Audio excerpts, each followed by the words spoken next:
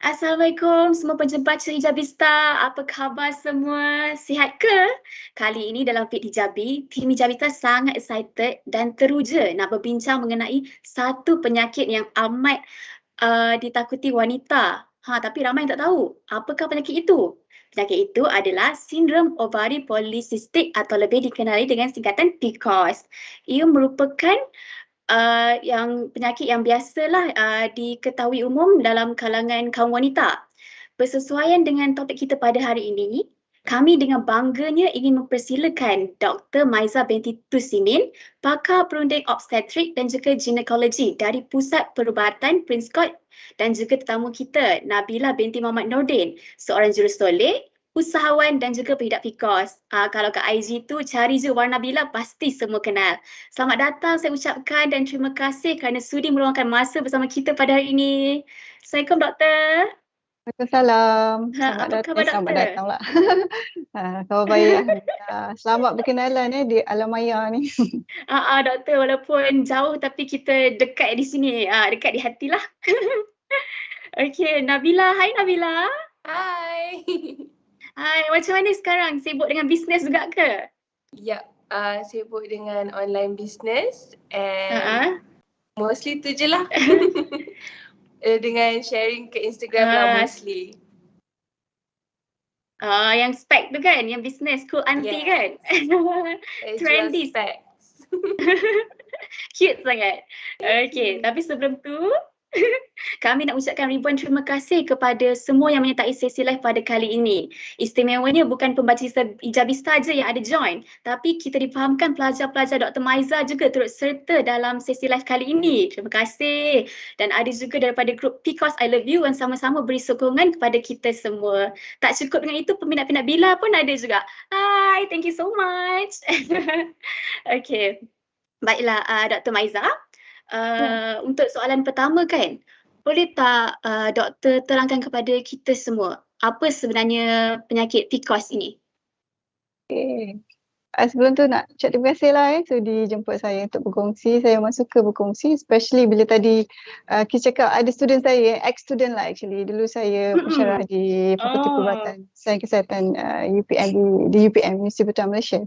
Okey, berbalik kepada soalan tadi kan. So tajuk ni sebenarnya sangat menarik. Kita akan kupas, kalau tak boleh detail pun at least benda-benda yang basic yang wanita perlu tahu mengenai PCOS ataupun Polycystic Ovarian Syndrome.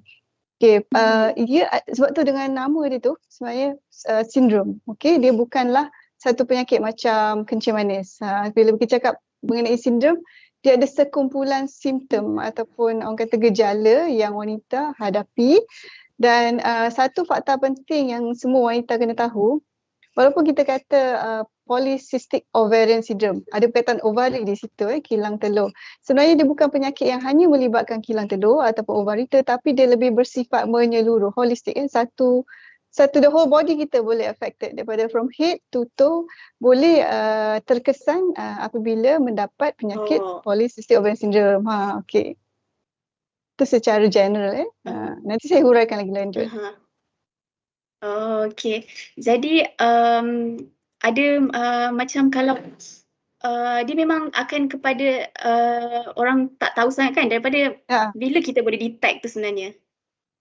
Daripada usia-usia. Cuba kita tengok, saya ada few Visual, slides visual yang saya nak kongsikan. Okey, macam saya sebutkan tadi, secara umumnya rata-rata wanita mengetahui dia ni melibatkan ovari, tetapi juga dia melibatkan seluruh sistem termasuk sistem yang paling utama endokrin. Endokrin tu yang termasuk kita punya hormon-hormon yang berkaitan dengan regulasi hormon.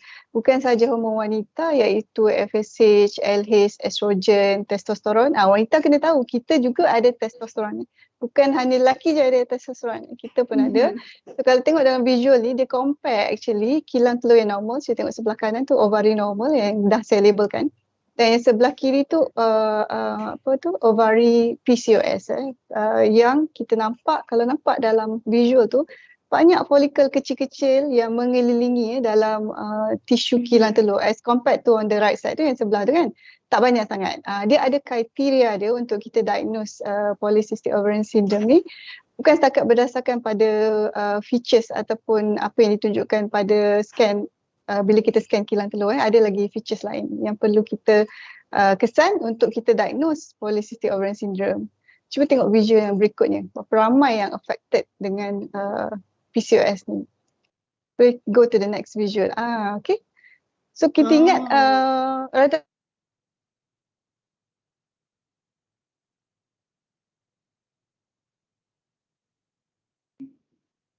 Doktor? Start kejap. Okey. Tak apa, sementara kita ada masalah teknikal sikit. Kita tengok tadi. Tu? Dah. Okay. Am I still there? I think connection. Jadi orang kebanyakan wanita dia mengaitkan Polisistik Ovarian Syndrome ni dengan masalah obesity. Okay, ataupun overweight. Sebenarnya 10 daripada 10 wanita, 7 yang memang overweight.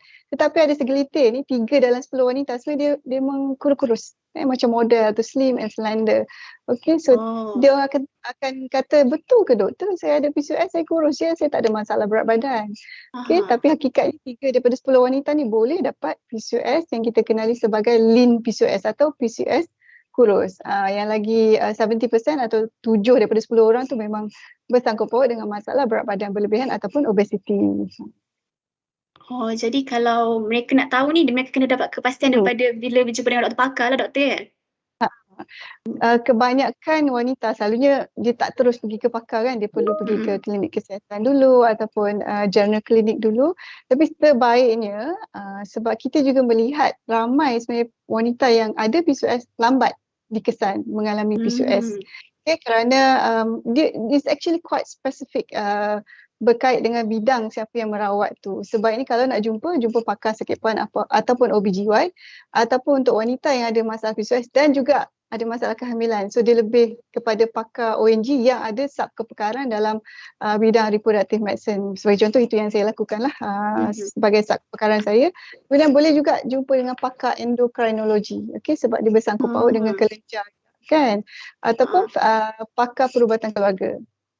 Jadi sebab kita nak kurangkan risiko mereka ni, wanita ni lambat dikesan mengalami PCOS. Sebab kita tahu PCOS ni bukan hanya ada short term complication, maknanya dalam masa yang singkat ni dia ada masalah, serta masalah, contohnya masalah period yang tidak teratur, kecelaruan haid, ada jerawat, ada sedikit rambut-rambut, ada misai kan, ada macam ada janggut. Rambut di tempat yang tidak sepatutnya wanita ada. Tetapi ada juga yang mengalami masalah ketidaksuburan yang untuk yang dah berkahwin. Jadi sebaiknya kalau boleh cari pakar supaya apa masalah PCOS itu yang kita akan rawat. Dia bukan rawat secara menyeluruh. Spesifik kepada masalah ataupun gejala yang ditunjukkan oleh wanita tersebut. Okey, begitu. Okey, kepada anda semua yang sedang menonton sesi live kali ini, anda juga boleh bertanya soalan ya. Kalau ada apa-apa soalan, type je di ruang komen itu di Slido ya. Okey. Untuk soalan seterusnya doktor, saya adalah kan terbaca kenyataan dalam setiap 100 wanita, 2 hingga 26 wanita akan mengalami masalah ini. Benar ke doktor? Macam saya slide yang tadi, yang saya tunjuk visual tadi tu, dalam 10 orang mungkin kita ada 7 orang yang mengalami masalah PCOS yang bersangkut paut dengan obesity. Jadi secara keseluruhan, secara amnya ataupun kajian yang pernah saya jalankan dengan rakan-rakan saya di UPM, kita melihat dalam 20%, maksudnya 2 daripada 10 orang lah akan mengalami PCOS. Dalam grup PCOS ni, 2 daripada 10 orang yang ada PCOS ni, 3 daripada mereka is actually yang kurus-kurus yang saya cakap tadi. Okay, so sebenarnya PCOS ni sampai sekarang, even sains ataupun doktor pun tak dapat kesan kenapa punca, apa yang terjadi sebenarnya. Dia lebih kepada kita kaitkan dengan genetik juga.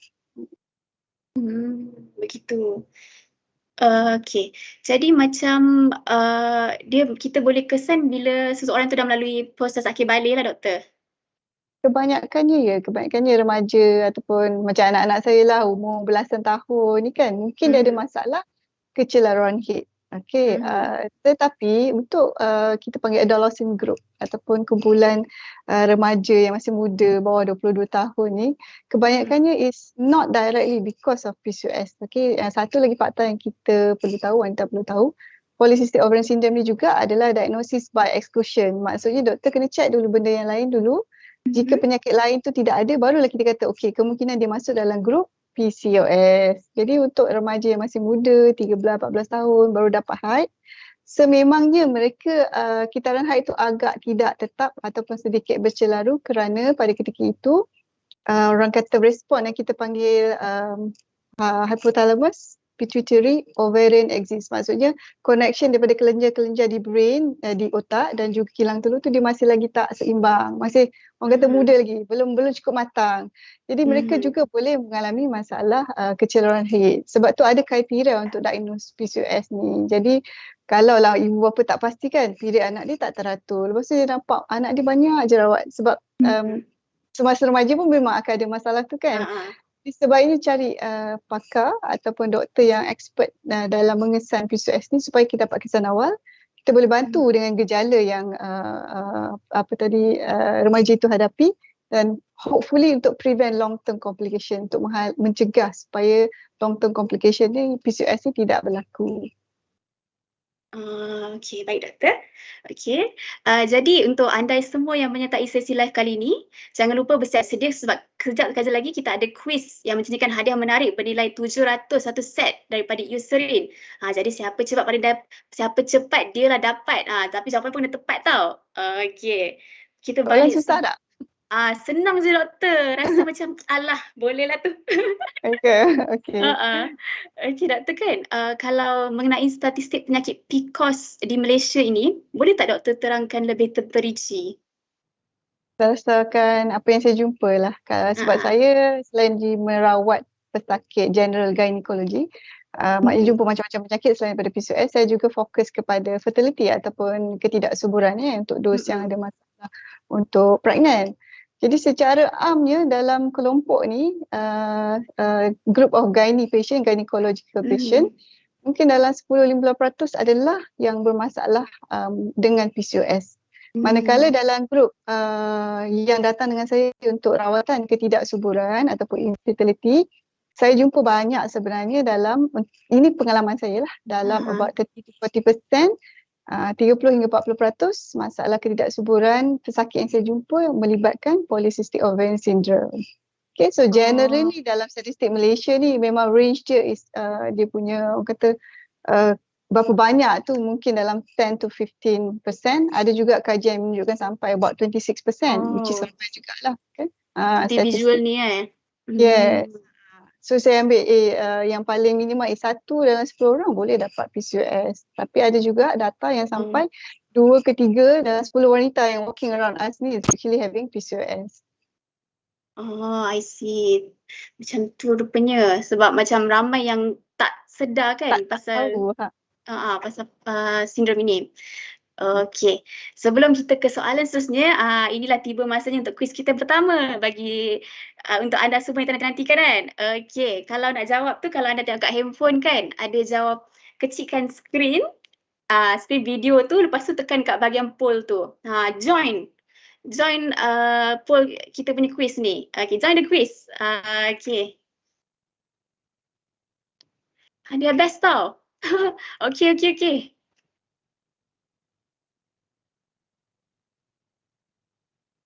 Get ready semua untuk soalan pertama. Siapa cepat dan tepat, dia dapat. Okey, kita akan buka soalan pertama ya. Okey, soalan pertama. Berapakah nisbah untuk mereka yang kurus mengidap PCOS di Malaysia? A, 3/10. B, 7/10. C, 1/10. 20 saat dari sekarang. Klik, klik, klik, klik. Senang sangat ni. Okey, kalau best sangat doktor. Tapi minta maaf untuk mereka yang tonton di FB dan YouTube. Anda tak dapat jawab soalan ni. Tak apa, untuk next time Fik Hizabi boleh lagi join seminar kita, webinar kita. No problem. Okey, dan jawapannya adalah A, 3/10. Ada tak pemenang kita? 20% jawab A ya, Tania.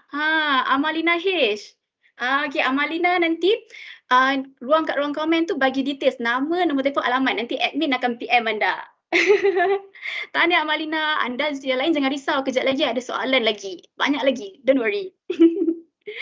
Okey, sekarang kita nak tanya pula kepada jurusolek terkenal, itu Bila. Kalau Kak Aizi, orang semua tahu warna Bila kan?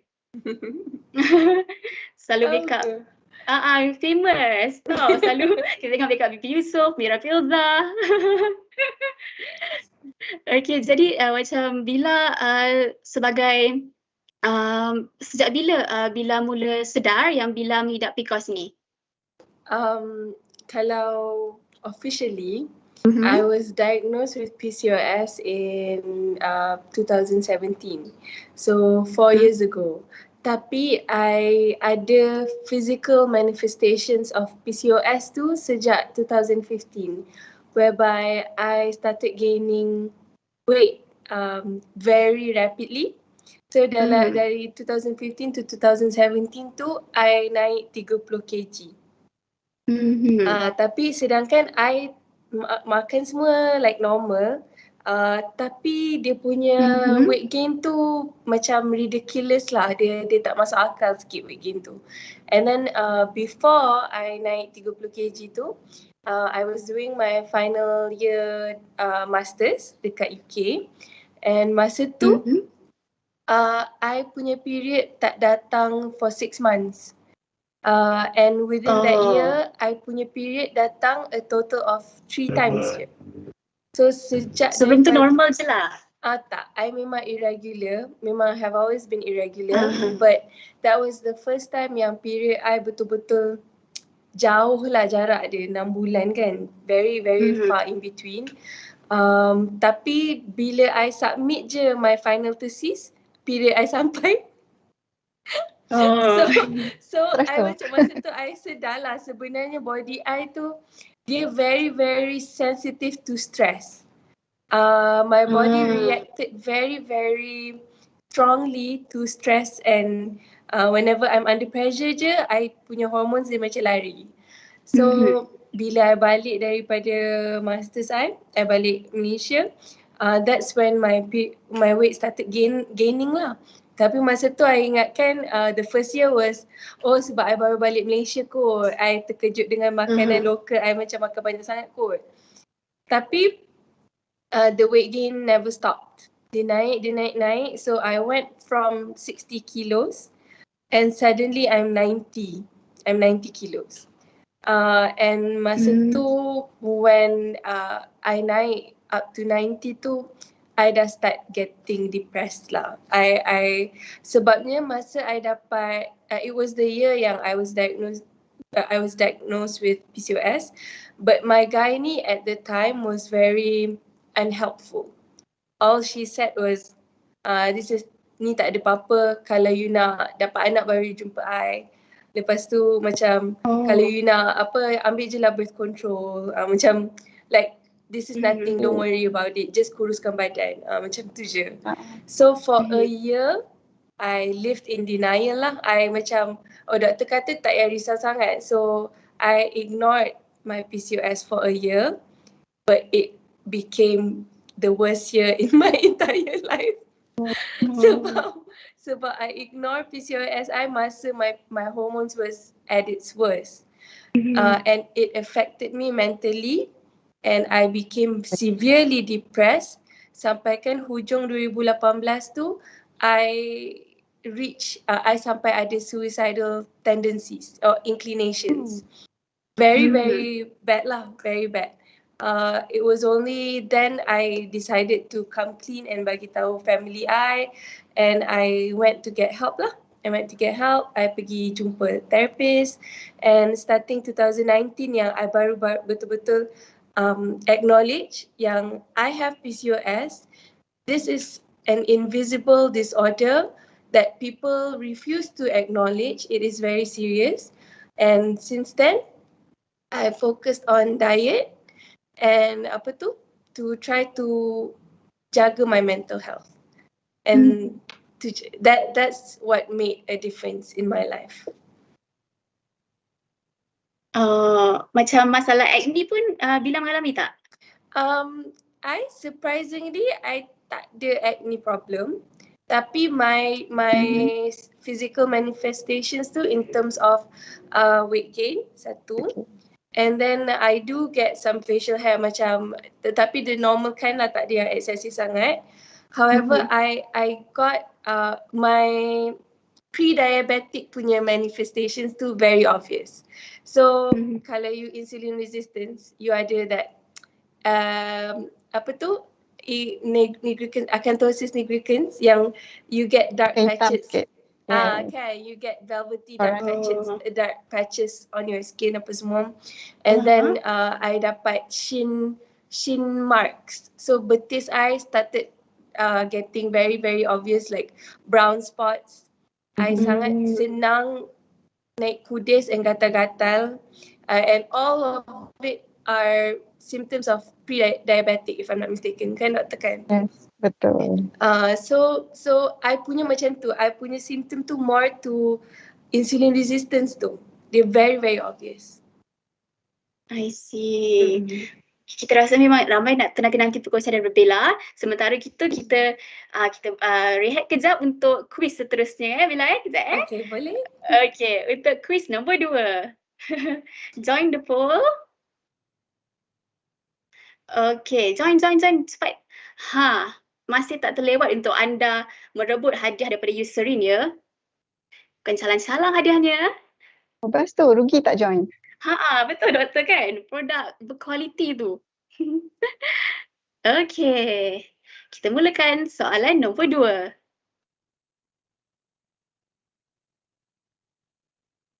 Ini soalan senang-senang sikit. Kan, senang tak doktor? Berapakah nisbah wanita yang mengidap PCOS di Malaysia? Ni kalau tengok slide doktor tadi mesti tahu. Slide yang ada gambar bendera Malaysia. Betul doktor? A ke B ke C? Senang sangat ni. Alah, siapa klik dulu tu? Senang soalan ni. Okay, ramai lawat C Jawapan dia adalah C, 1 daripada 10.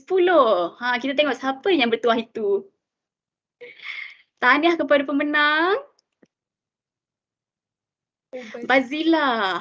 Tahniah Bazila. Nanti tulis nama, alamat dengan nombor HP dekat ruang komen. Nanti admin akan PM anda. Jalan lain tu jangan give up. Ada peluang lagi. Congrats. Okay, kita akan berbalik semula kepada Bila. Macam masa tu emosi kan tadi kata memang tak stabil lah kan. Depressed. Jadi memang Bila pada masa itu jumpa dengan terapis dan juga doktor pakar jugalah. So basically, tapi in my entire years of having PCOS, I have met with several doctors. It was only until I met the final doctor yang I went to, Dr. Yati. Dia yang apa orang kata help me in my what's that word? Dia macam journey of healing through diet and lifestyle. So sebab I cakap kat dia, I'm very bad at routines sebab my nature of work, I kena kerja dari subuh sampai malam and I'm on the go. I dekat set, I make up orang. So it's very hard for me to pukul 4 makan ubat or take my birth control or take medication lah. So I've tried medication before earlier. Tapi because of my inability to stick to routines, it made me worse. Sebab I am very horrible lah at routines kan. So I cakap kat dia, is it possible for me to just reverse my symptoms through food and lifestyle? And this doctor, Dr. Yati, yang macam help me guide, and dia cakap boleh, but you have to be very very kena betul-betul strict lah. Bukan strict, tapi kena betul-betul be aware of the things you consume, of the things you surround yourself with, and how you give your body enough rest, cukup tidur. Like kena betul-betul jaga diri tu macam diri tu manja, tapi sebenarnya tak, itulah ubat dia. Macam tu. Jadi macam mental support daripada keluarga tu memang sangat kuat lah pada waktu itu.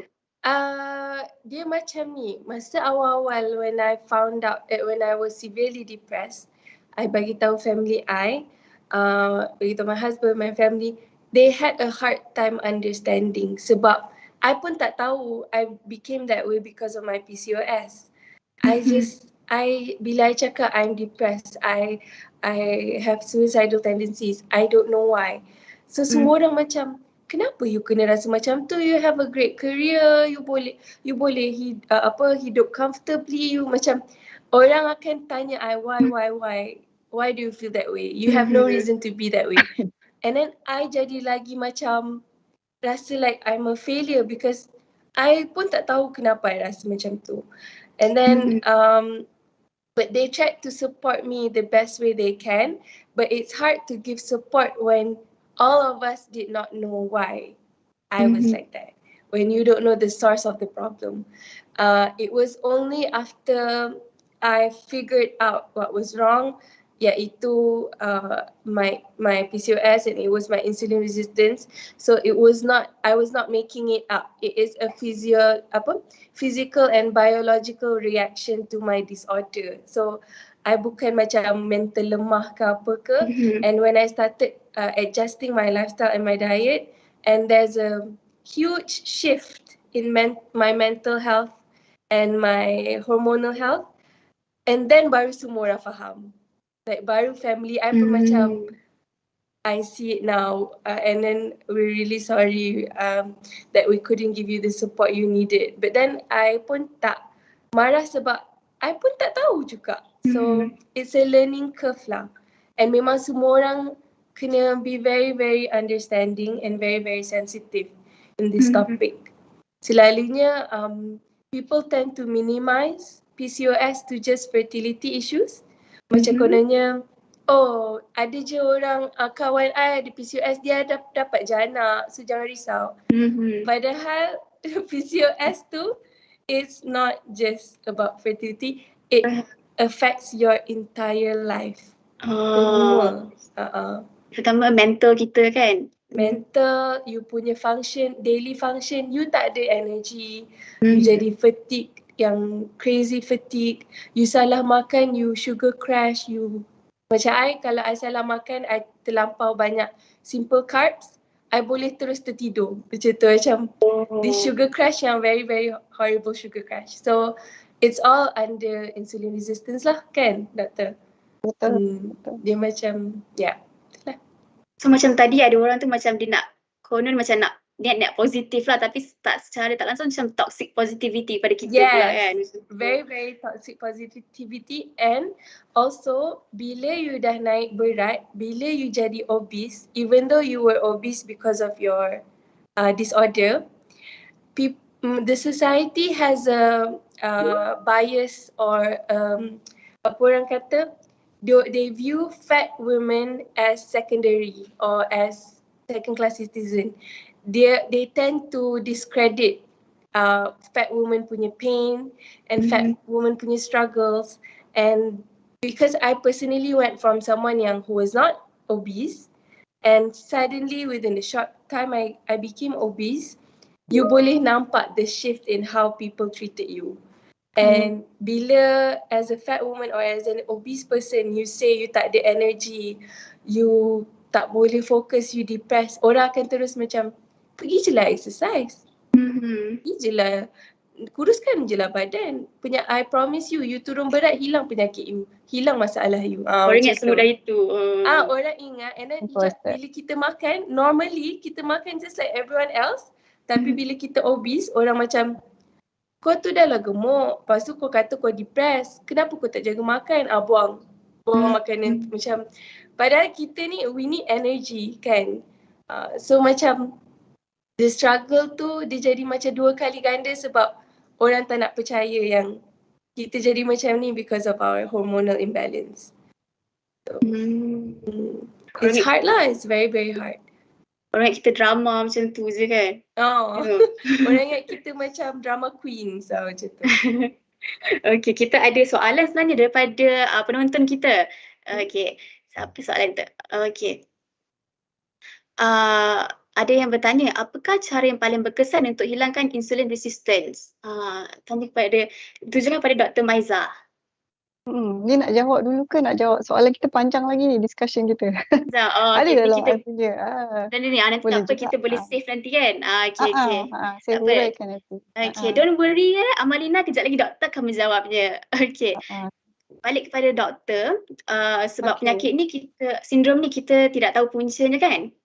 Jadi ada yang kata sebab disebabkan keturunan, ada yang kata sebab kadar hormon testosteron yang tinggi kan.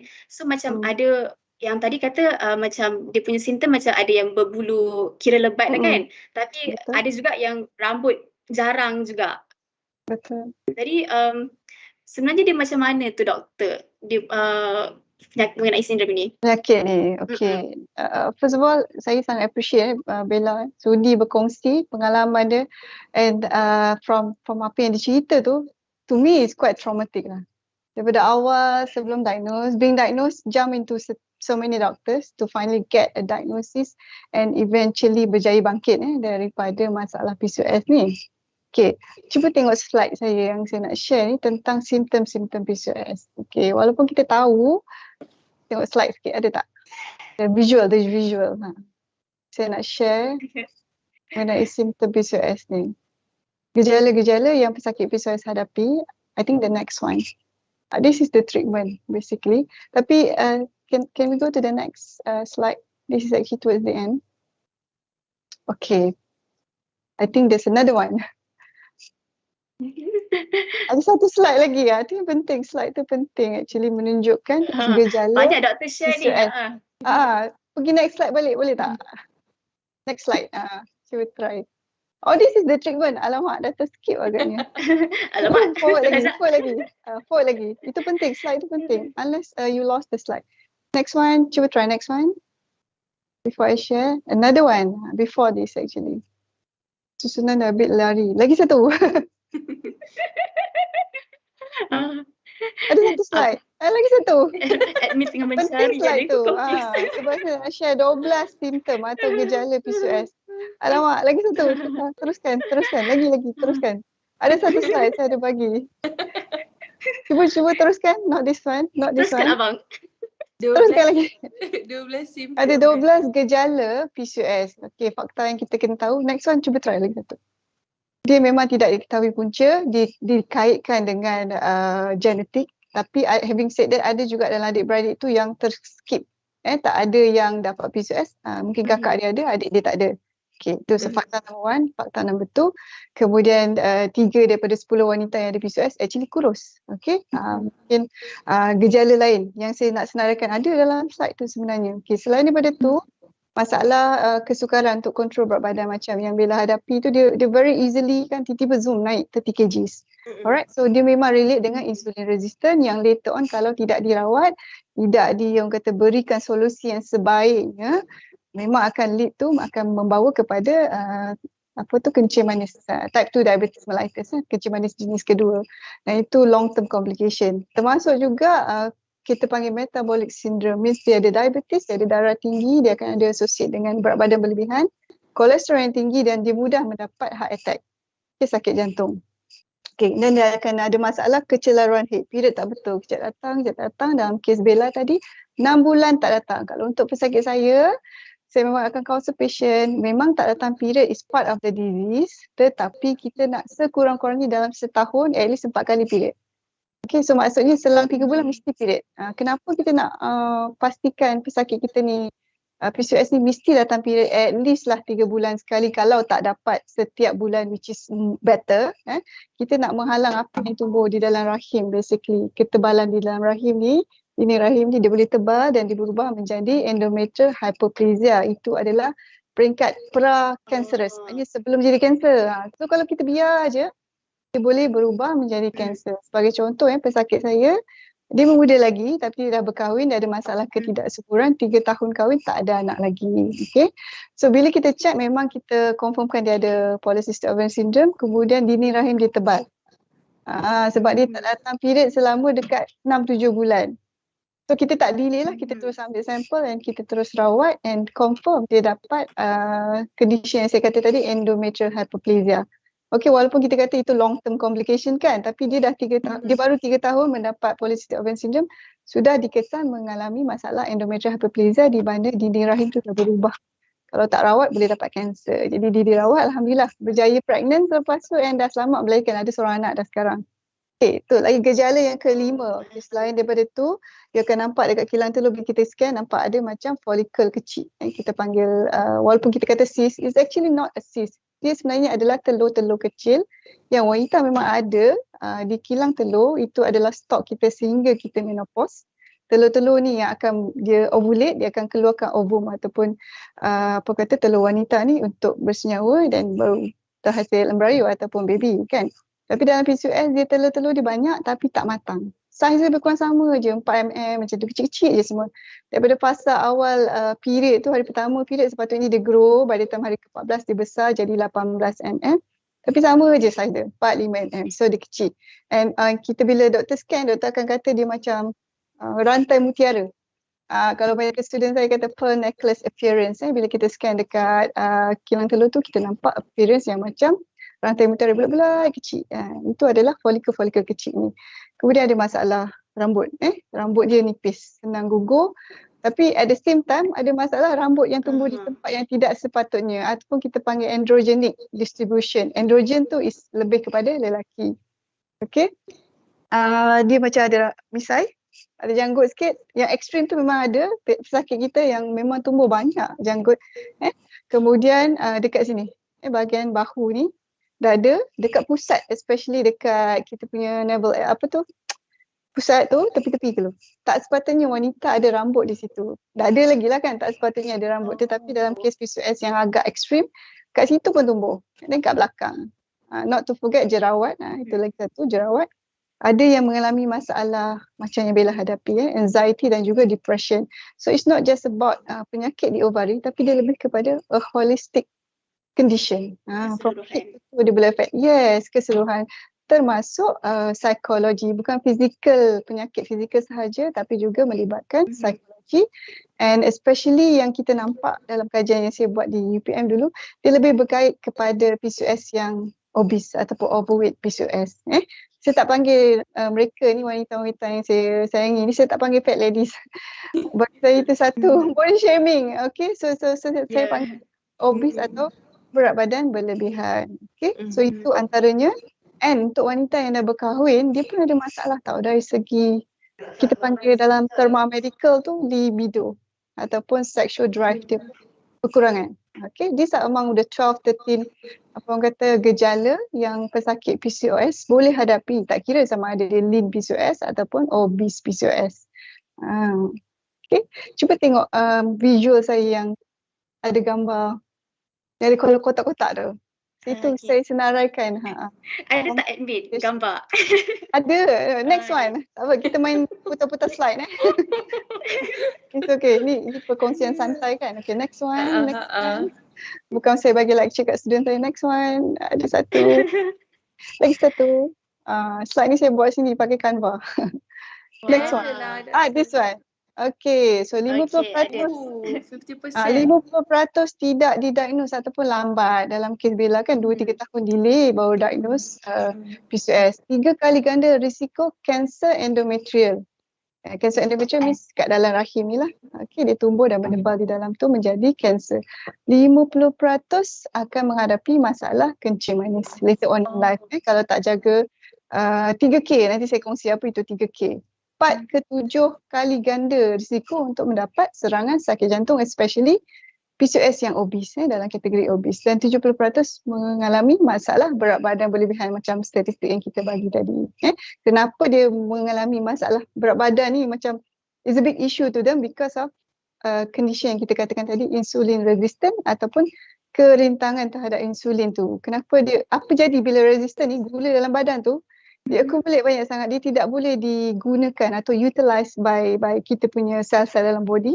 So dia banyak sangat dekat luar tu. So dia keluarlah all these gejala dengan apa, sugar crash tadi. Lepas tu drive tu dia macam you makan karbo sikit je, berat cepat je naik.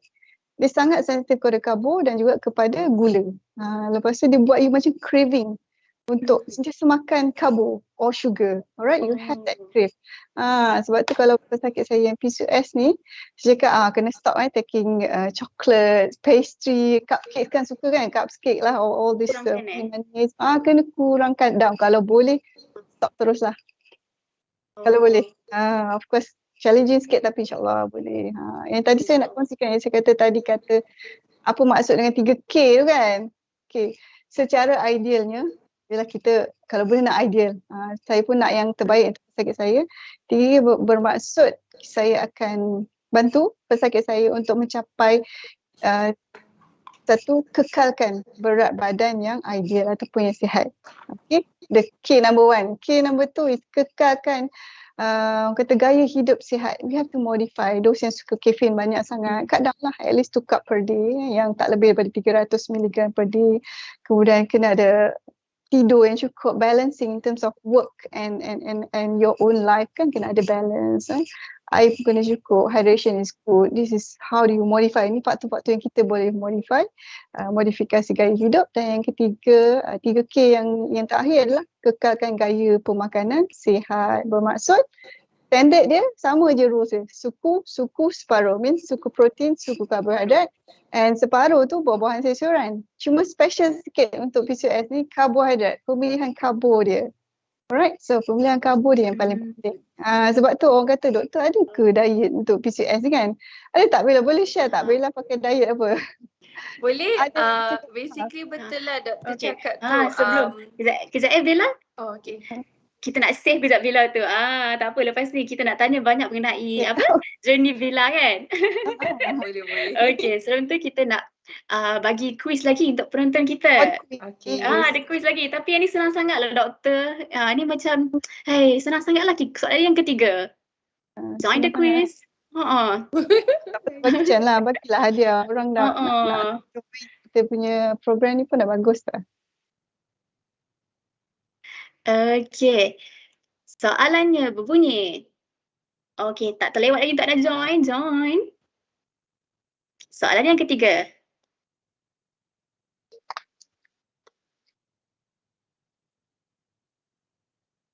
Okay, ramai yang tak tahu nak hadiah ni. Okay, 20 hadiah sekarang. Di antara berikut yang manakah bukan punca PCOS? A. Keturunan. B. Peningkatan hormon testosteron. Dan C. Mandi dengan lama. Admin ni bagi soalan senang sangat lah. Aduh. Okay. Tahniah diucapkan pada menang. Jawapannya adalah C. Mandi dengan lama. 100% jawab betul ya. Siapa kan bertuah itu, siapa yang cepat tu? DK. Alah tak. Susah nak baca nama dia. Tahniah diucapkan DK XLSK. Wah. Secret nama dia. Okay, jangan lupa komen nama, alamat dengan nombor telefon. Dia orang komen. Okay. Berbalik kepada, kita akan balik pada Bila semula. Okay, sorry. Okay, macam Bila kan macam kat IZ kita tengok banyak share highlights mengenai weight loss semua kan. Jadi macam kalau orang lain macam maybe akan macam lebih pilih untuk menyorokkan, tapi Bila pilih untuk lagi share kepada semua. Macam kenapa tu?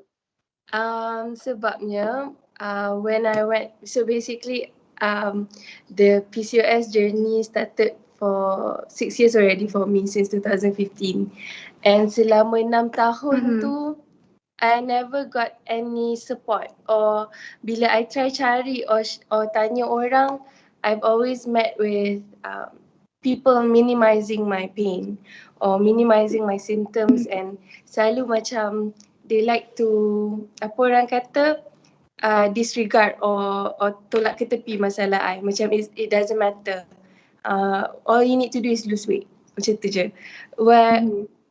And for the 6 years, especially after 2018, I started very, apa orang kata, working towards turunkan berat badan. I tried everything. I buat keto, I buat Atkins, I buat plant-based diet, I try even Herbalife, I buat apa tu orang kata, basically all the things lah. All the things I ada try. I pernah spend sampai 3,000. I hire personal trainer. I pergi apa tu, training, pergi gym 3 times a week. Tapi sampai trainer I pun macam pelik, kenapa berat I macam turun 1 kg je. Satu naik balik, turun 2 kg dia naik balik. Padahal I jaga makan semua tau. And then turns out it was last year when I started going, I tried dairy free, gluten free and sugar free. And then my period datang selepas 10 bulan tak datang. 10 bulan tak datang, and then I buat the diet for 3 months, and for the first time period I datang, and then my weight dropped for the first time in my entire life. Dia turun 8 kilo. And then for someone who has PCOS, that is major. Macam sangat-sangat susah ya nak turun. Tapi it was late last year, late 2020, bila kita kan dah pandemic, and then kita PKP second time, and I was not ready for the PKP, suddenly loss of income terus, and then I exhausted all my savings trying to keep my business alive, try to keep my studio semua kan. And the stress alone buat I naik balik all the weight I've lost, and I gained even more. I gained around I went from 86 masa tu, I jadi 95 kilos within a few months je, within a couple of months. And 95 kilos was the heaviest I've ever been. Lagi 5 kg nak dekat 100 dah. Masa tu, and then bulan 4 hari tu, I kena COVID. So I was forced into quarantine and I had to live alone. And masa tu dengan I punya PCOS tengah raging, I tengah paling berat I've ever been, I kena COVID pula. And then I juga masa tu I ada kucing. So kucing I sakit, dia ada heart condition. And at the same time kucing I tu sakit juga. So I was, orang kata macam at rock bottom lah. I jaga kucing yang sakit, I tengah sakit. And I dengan kucing I tidur atas bantal, macam dua-dua tak boleh nak bangun. And then it was the reason why I fikir balik macam I need to really be healthy. I need to get my health back sebab I nak jaga kucing I. And I pun dah tak sanggup hidup macam ni. I tak larat dah. So I spent the entire time in my quarantine researching pasal PCOS. I baca. I approach my illness like a thesis project tau. Macam thesis, I study, I buat question, issue, lepas tu I tulis macam apa tu orang kata solutions, where's the gap. And then I figured out lah, sebenarnya in my case, my PCOS ni, dia memang the main driver is insulin resistance. So I decided macam okay, instead of I habiskan masa I buat all these diets and I tak turun berat, how do I address insulin resistance ni? Sebab this is the main cause actually bila I tengok balik. And I basically, so I focused on doing my addressing my insulin resistance for the next entire month. And for the first time, I lost weight again. And this time, it's easier for me to manage sebab I figured out sebenarnya benda yang inflammatory for my body tu je. Tapi benda tu lah makanan ruji I hari-hari, which is nasi. And then also dairy. I tak boleh langsung dairy. I notice after I stop dairy, I punya allergies, asthma, sinus kurang. Gone. Gone. Actually even gone. Bukan gone lah. Dia jadi sangat minimal. I was allergic to my cat yang Oyen tu. I pegang dia je, I akan naik rashes and sesemua macam gila. But now I dah boleh cium-cium dia. I dah okay. And then sugar, kurangkan sugar obviously. And then basically to make sure I have enough sleep. And also I focused on relaxation therapy untuk regulate balik my overworked adrenal glands. So betul tak doktor? Actually PCOS ni dia under endocrine punya problem kan? Yes. So it's actually more than meets the eye, not just ovary. So bila doktor kata it's a whole connection of because basically once you have PCOS, your whole entire endocrine system tu dia kacau bilau. So kena pula you overwork. I used to overwork. I tak cukup tidur. I tidur 2-3 jam je satu malam. And then I keluar kerja balik. And then I tidur nap kejap petang. And then so all of those things it threw off my hormonal balance. So bila I focus on relaxation therapy and then berat I turun lah mendadak dalam masa 3 bulan tu I turun 12 kilo. Excellent. So I went from 95 and now I'm 83. And I continue je lah, I teruskan I punya lifestyle change tu. Sebab tu I sangat-sangat, I rasa macam for the first time I feel like I can manage my PCOS. There is a way to live with it and to not be so, apa orang kata, to not struggle so much with the symptom. And that's the reason why I feel like I need to share and I need to help so that I can be the person that I needed throughout the years that I've had PCOS. Jadi kalau panjang cerita dia. Kalau nak tahu semua tapi tu boleh tengok kat. Thank you doktor. Semua macam Very sharing Bella sangat best. Ya, jadi macam kalau orang semua nak tengok pun boleh through IG Bella kan? IG Bella kan? Betul. Ada macam-macam perkongsian di situ. Okay. Seterusnya kita nak bagi hadiah lagi doktor. Nak bilang. Ada lagi hadiah? Ada banyak banyak soalan tak jawab lagi ni. Okay, so sekarang kita nak bagi 2 soalan terus lah. Okay, so sekarang quiz yang keempat pula. Join the poll. Get ready. Okay, ni soalan yang keempat.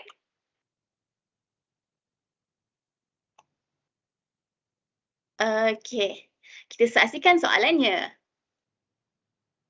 Antara jawapan berikut yang manakah bukan simptom PCOS? A. Berat badan bertambah. B. Keluar misai dan jagut. C. Hidung selalu berdarah. Yang mana satu? 9, 8, 7, 6, 5, 4, 3, 2, 1.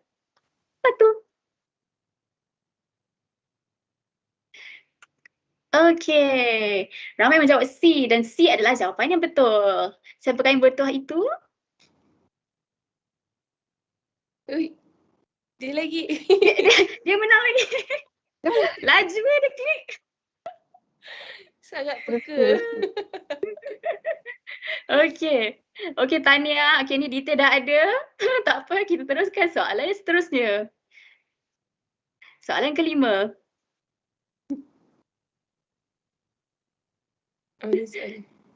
Okay, join the quiz.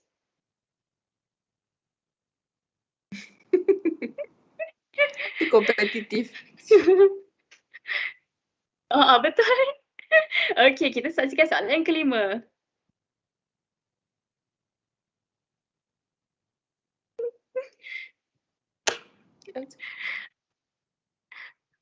Antara berikut yang manakah bukan rawatan terbaik PCOS? A. Pembedahan. B. Diet dan senaman. C. Makan dan makan jamu. Mana satu ya?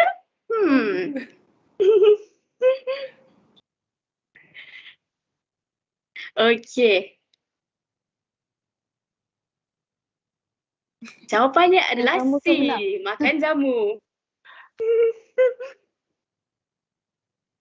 Oh, Inash, congratulations. Congrats Inash.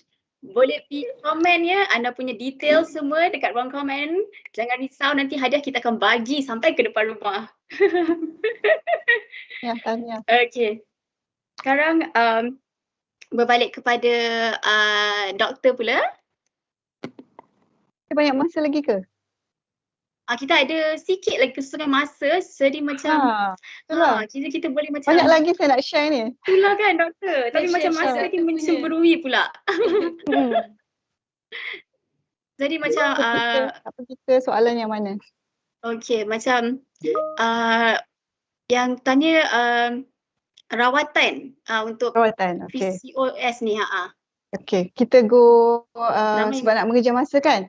Macam mana nak diagnose tu yang penting. Okey, macam mana nak diagnose? Dia sebenarnya kita ikut banyak kriteria tapi yang paling mudah untuk medical student saya selalu explain mengenai Rotterdam criteria. Okey, dia ada tiga ciri. Daripada tiga ciri ni dia hanya perlu completekan dua ciri. Okey, kalau ada dua ciri, dua orang kata gejala ni dah cukup untuk diagnose wanita tersebut sebagai mengalami PCOS ataupun Polisistik Ovarian Syndrome. So satu dari segi gejala ataupun simptom, clinical symptom, bermaksud dia ada jerawat, berat badan naik secara mendadak, lepas tu ada misai-misai yang tumbuh ataupun rambut-rambut yang tumbuh di tempat yang tidak sepatutnya seperti misai, janggut di bahagian dada atau di bahagian perut. Okay, itu satu clinical symptom ataupun kita panggil androgenic symptom. Yang kedua melalui ujian scan. Okay, kalau yang belum kahwin selalunya doktor akan scan ikut kat perut, scan kat perut untuk tengok kilang telur.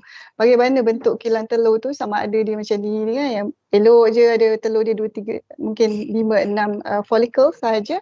Berbanding dos PCOS yang banyak follicle dia, lebih daripada 10 ke 12 follicle kecil-kecil. Okay, itu features berdasarkan scan, orang kata karakteristik yang kedua. Yang ketiga adalah melalui ujian darah. So dengan ambil ujian darah ni, doktor akan melihat paras hormon sama ada androgen ataupun testosteron, dan juga dia tengok juga hormon wanita yang FSH dan LH ataupun luteinizing hormone. Kebanyakan wanita PCOS ni dia mengalami paras hormon LH yang agak tinggi. Selalunya mengikut kriteria yang lama tu 3 kali ganda tinggi daripada FSH ataupun follicular stimulating hormone. Jadi berdasarkan 3 kriteria ni, dia ada 2 je, macam saya ambil contoh lah, sebab Bella dah berkongsi tadi kan. Dari segi gejala, dia ada gejala tu, dia ada berat badan, dia ada masalah kita rambut-rambut sikit, dan juga lagi satu tak datang period. Okay, tu satu. Dah fulfill one kriteria. I'm sure doktor dia dah buat scan. Okay, dan kebanyakan orang 2 kriteria ni dah cukup dah. Dekat scan pun dah nampak dah ada orang kata pearl necklace appearance dekat kilang telur dia, ataupun ada orang kata macam rantai mutiara dekat kilang telur, banyak sangat telur-telur kecil. So 2 ni dah cukup untuk diagnose PCOS. So faktor number 1. Faktor number 2, tak semua PCOS sama je gejala dia. Ada PCOS kurus, period regular tapi hormon bercelaru. Ada PCOS obese, hormon bercelaru. Okay. Ada PCOS, dia ada jerawat, ada masalah rambut gugur, kemudian bila scan nampak ada polisistik ovary. So dia ada beberapa kita panggil dalam istilah medical phenotype. Okay, jenis-jenis PCOS ada yang berdasarkan klinikal ni ada 4 jenis, berbeza-beza. Okay, itu dari segi gejala ataupun bagaimana pesakit PCOS boleh membawa diri mereka untuk berjumpa pakar yang berkaitan. Cara merawat, cuba tengok slide saya tadi yang ada gambar. Gambar orang exercise ni. I suka gambar ni. Okay, number 1, basic of all diseases sebenarnya, not just PCOS, untuk semua rawatan penyakit yang ada di muka bumi ni. Okay, cuba dapatkan 3K ni untuk kekalkan gaya hidup sihat, untuk kekalkan berat badan yang ideal atau berat badan yang sihat, dan untuk amalkan cara pemakanan sihat sebagaimana yang kita dengar tadi daripada perkongsian Bella. That is very excellent. Maknanya dia dah pick up dah apa masalah dia. Sugar basically kan. You cut down sugar, you cut down dairy product, and even to some group of PCOS berdasarkan gejala dia cut down gluten product. Okay, so dia memang dengan itu berjaya turunkan berat badan. Jadi tidak ada spesifik diet, contohnya Atkins ke Mediterranean diet ke yang khas untuk PCOS. At the moment tidak ada lagi yang orang kata ideal untuk PCOS. Tapi go back to basic, suku separuh. Cuba pembelian karbohidrat tu. Okay, kena pilih. Yang kedua barulah kita ada ubat-ubatan. Okay, it comes number 2 kalau tengok list saya ni. Ubat, vitamin dan juga micronutrient. rawatan ni bergantung kepada gejala yang ditunjukkan oleh wanita tersebut. Ada yang nak rawat jerawat, ada yang nak rawat period tak datang, ada nak rawat period bercelaru, ada yang nak rawat kesuburan. Jadi untuk second line treatment ni, number one semua orang kena buat, yang nombor satu tadi. Number two, kena ikut gejala pesakit tersebut. Dan last sekali, saya memang letak last sekali bila kita cakap mengenai pembedahan. So pembedahan ni banyak benda. Ada yang nak fokus pada fertility, mungkin dia nak buat ovarian drilling ataupun kita drill sedikit kilang telur dia untuk turunkan paras androgen tu. Ataupun untuk orang yang sangat sukar, dia dah memang morbidly obese atau obesity yang sangat berlebihan, sehingga terpaksa melakukan pembedahan seperti orang kata yang potong perut tu lah kan. Sebenarnya is actually more of kita panggil apa nama operation tu, alamak, gastric bypass. Gastric banding, gastric dia letak, ada yang tak balloon ataupun bariatric surgery kita panggil. So itu yang last sekali. Number one still diet, lifestyle and also apa orang kata berat badan yang ideal. So berdasarkan tu baru kita rawat pesakit. Boleh tengok next slide tu, contoh ubat yang saya selalu beri. Tak semua orang perlu start ubat. Cuba next slide yang ada gambar. Yes. Okay. Metformin ni sebenarnya adalah ubat kencing manis. Tetapi dalam PCOS, especially yang TTC ataupun grup yang ingin hamil, dia ada 5 kelebihan basically. So saya ada senaraikan juga di situ, tapi dalam konteks merawat pesakit yang ingin hamil, number one dia kurangkan insulin resistant tadi. Number two, bila insulin resistant kurang, secara tak langsung you punya androgen, paras hormon lelaki tu pun turun. So bila tu turun, you punya balancing dari segi hormon wanita tu naik, better. Jadi kadar kesuburan tu better. Alright, and usually kalau kita start rawatan kesuburan untuk pesakit yang selalunya saya start metformin untuk yang BMI dia lebih daripada 25 kg per meter squared, maknanya sudah masuk kategori overweight. So dia sedikit lah, hujung sekali tu membantu sikit dari segi mengurangkan rasa nak makan gitu, craving tu, dia kurangkan sedikit. But most of the time untuk pesakit yang trying to conceive, dia membantu dari segi respon kepada ubat kesuburan dan juga membantu dari segi mengurangkan risiko komplikasi ketika mendapat rawatan kesuburan. Contohnya ovarian hyperstimulation syndrome ataupun OHSS. So pemilihan untuk start ubat metformin ni bergantung pada doktor yang merawat. Okay, setiap doktor dia ada dia punya resepi dia sendiri. Satu lagi option kalau tak nak ambil ubat, ni ubat kencing manis yang perlukan pemantauan, terutamanya buah pinggang, fungsi buah pinggang sebab dia lalu di buah pinggang untuk clear daripada sistem. Satu lagi ubat, cuba let's go to the next. Yes, okay. Ni mungkin rakan-rakan PCOS, PCOS sister dia panggil. Kenal inositol ataupun myoinositol.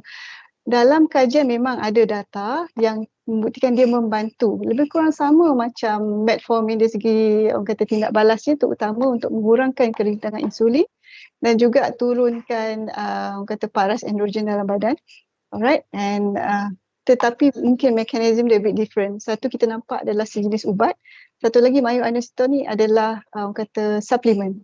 Okay, but of course dia ada dos dia, and untuk kedua-dua ubat ni saya recommend jumpa dulu doktor, dapatkan kepastian apa yang sesuai untuk wanita, spesifik wanita PCOS tersebut untuk dapatkan rawatan yang mana. Dia tak sama tau, dia bukannya satu ubat blanket semua orang boleh ambil, especially kalau melibatkan ubatan doktor ataupun contoh macam myoinositol. Saya nak share juga untuk pengetahuan semua, myoinositol ni memang masuk dalam protokol kita panggil rawatan PCOS yang diiktiraf oleh American Society for Reproductive Medicine ataupun ASRM.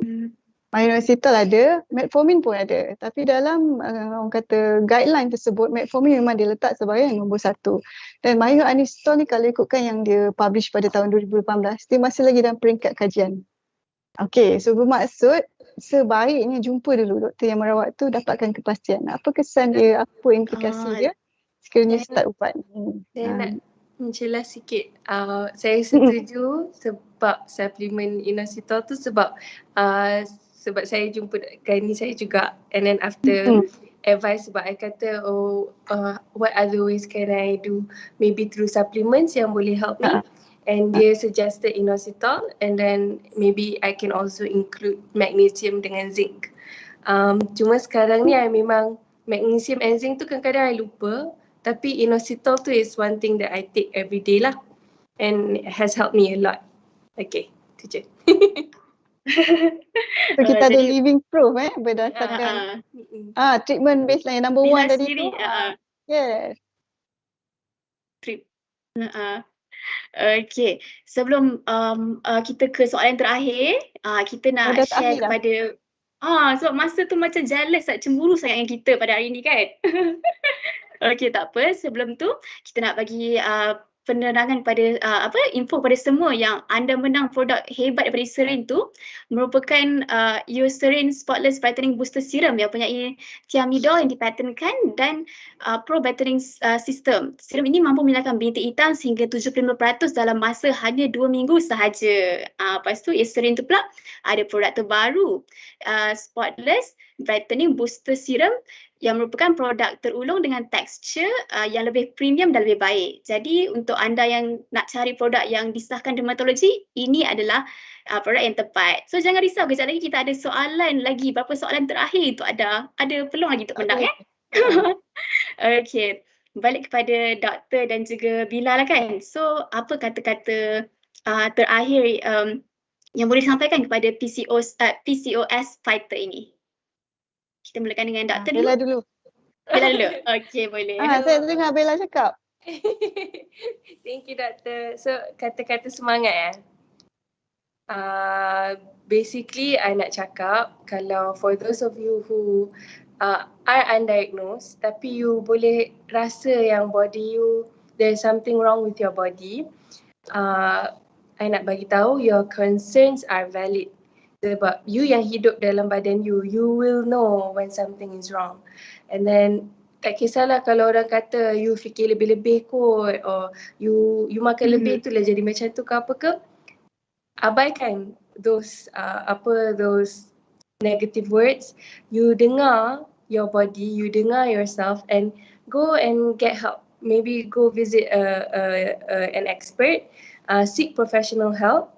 And at the same time, you have to realize whatever that is going on with your body, it's not because you adalah seorang yang apa orang kata flawed or body you ni dysfunctional sangat sampai you jadi macam ni, you benci badan you, kenapa you tak boleh jadi normal. You have to realize all the symptoms are red flags. They are actually hazard lights that your body is giving you for you to listen and for you to address. So that you boleh hantar badan you pergi bengkel and baiki. So once you address those things and you listen to your body and you be kind to your body, you nourish your body will thank you for it and symptoms tu akan berkurangan.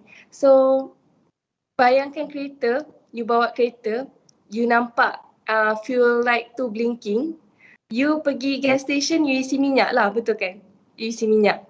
Bukannya you pergi bengkel you tukar spotlight.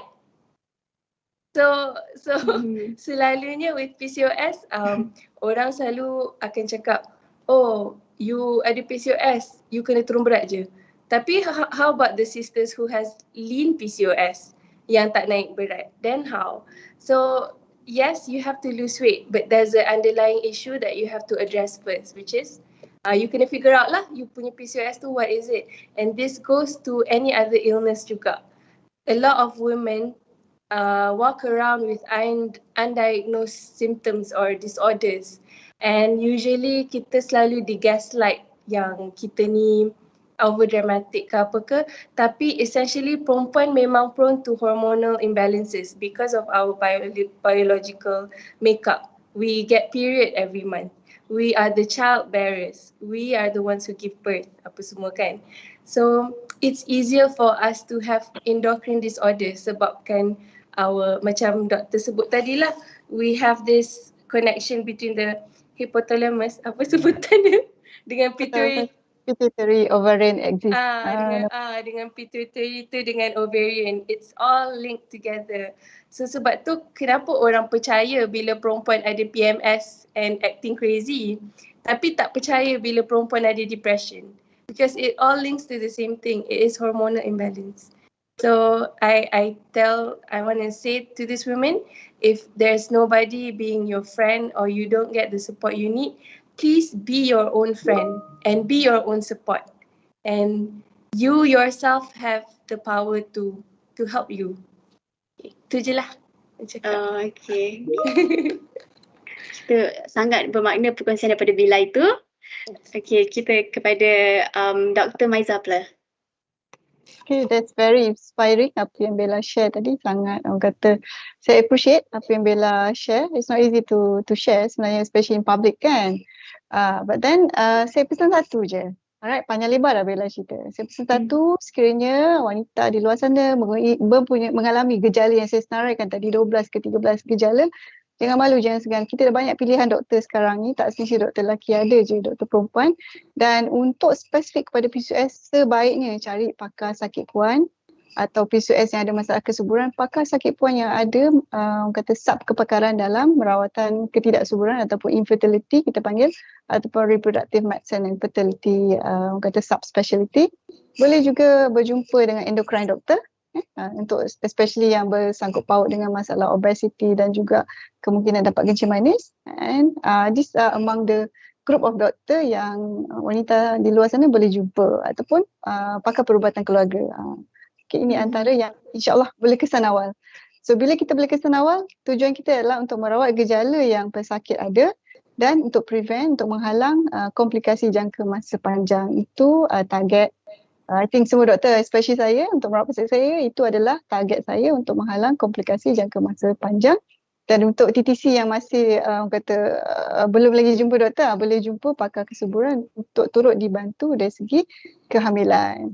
Last kali saya pesan semua wanita di luar sana, tolong jaga diri, tolong dapatkan vaksin COVID-19 kerana anda yang akan menjadi ibu bakal mengandung, dan kita mahukan wanita yang sihat untuk melahirkan bayi-bayi yang sihat. Itu masa depan kita. Dapatkan vaksin COVID-19 please.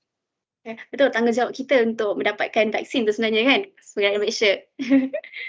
Okay, sebelum kita menutup tirai, kita ada soalan 8 dan 9 lagi untuk penonton live kita pada kali ini. Get ready semua, join the poll.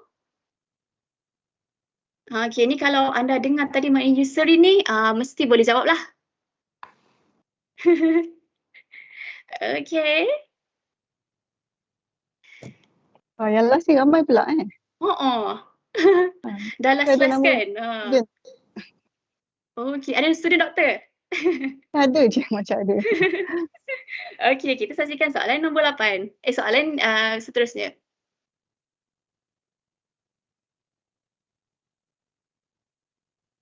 Apakah teknologi yang dipatenkan di dalam Eucerin Spotless Brightening Booster Serum?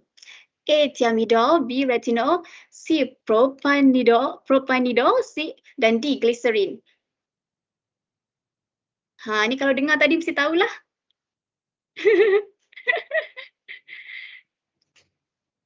Wah. Okay, jawapan saya adalah A, ya, Thiamidol. Siapakah yang bertuah itu? Inas. Tahniah, Inas lagi menang. Ina tadi dia memang betul-betul dengar lah tadi saya cakap ni kan. Tak sangka dia concentrate. Tahniah Inas. Okay, soalan seterusnya. Nombor 9 pula. Soalan terakhir lah ni.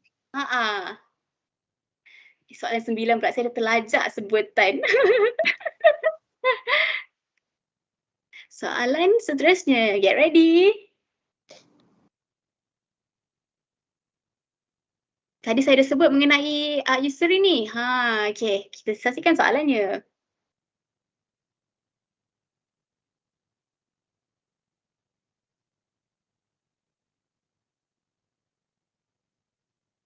Okay, alpha hydroxyacid merupakan bahan utama yang telah ditambah baik di dalam Eucerin Spotless Brightening Booster Serum. Betul atau salah?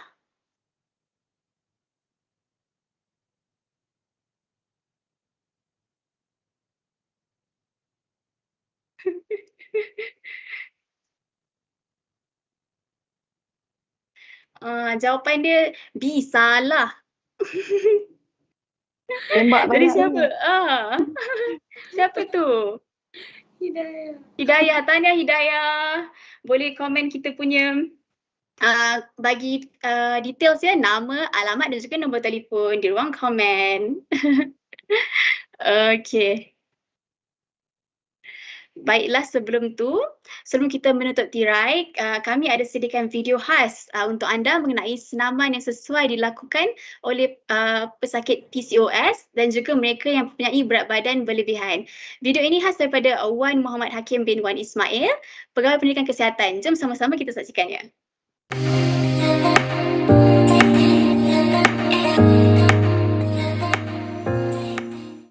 Hai, Assalamualaikum. Anda bersama saya Hakim Ismail. Saya akan tunjukkan kepada anda senaman lita ataupun circuit training. Ramai yang tak tahu, senaman ini bagus untuk membina otot anda, menguatkan jantung anda dan juga membakar lebih banyak kalori. Senaman lita ni, di bawah senaman lita tu ada 4 hingga 8 jenis senaman yang anda boleh buat dalam senaman lita tu. Senaman lita ni kiranya satu rotation yang mana anda boleh masukkan beberapa jenis senaman di bawah senaman lita tu. Contohnya anda buat squat, anda buat push up, anda buat slow jog, anda buat step up. Kemudian baru anda rehat dan anda ulang balik senaman-senaman tersebut. So maknanya senaman lita ni dah cover merangkumi pelbagai otot dalam satu kaedah senaman lita tu. Okay. Yang pertama, kita buat squat dululah. Okay. Contohnya anda buat squat, okay, right, selama 30 saat. Selepas habis 30 saat, anda buat push up, okay.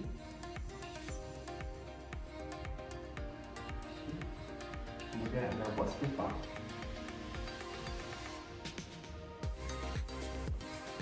Dan anda buat slow jog. Okay. Setiap senaman ni anda buat selama 30 saat. Okay. Lepas 30 saat, anda continue buat senaman-senaman yang lain, keempat-empat senaman yang saya tunjukkan tadi. Barulah anda rehat selama 1 minit dan anda ulang balik senaman-senaman tersebut. Secara tidak langsung, senaman ini menguatkan 3 perkara yang saya beritahu tadi. Pertama, jantung anda. Kedua, menguatkan otot. Ketiga, akan membakar lebih banyak kalori anda. Mungkin anda boleh pakai bag, okay, dan anda akan buat senaman-senaman yang anda pilih tadi lah. Contohnya anda buat squat dengan bebanan yang ada dekat belakang anda. Alright. Atau mungkin anda boleh pegang dumbbell. Okay, contohnya anda buat squat, anda pegang dumbbell. Kemudian anda pegang dumbbell kat tepi. Anda buat step up. Okay. Dan anda buat lari sambil memegang bag. Pelbagaikan senaman mengikut kebolehan anda. Selain itu, anda boleh tambah intensity lagi dengan menambah duration seperti tadi. Anda buat 30 saat, kemudian anda kena tambah lagi kepada 45 saat ataupun 1 minit. So, maksudnya anda lagi selama 1 minit. Okay, macam tu. Okay. Selamat mencuba.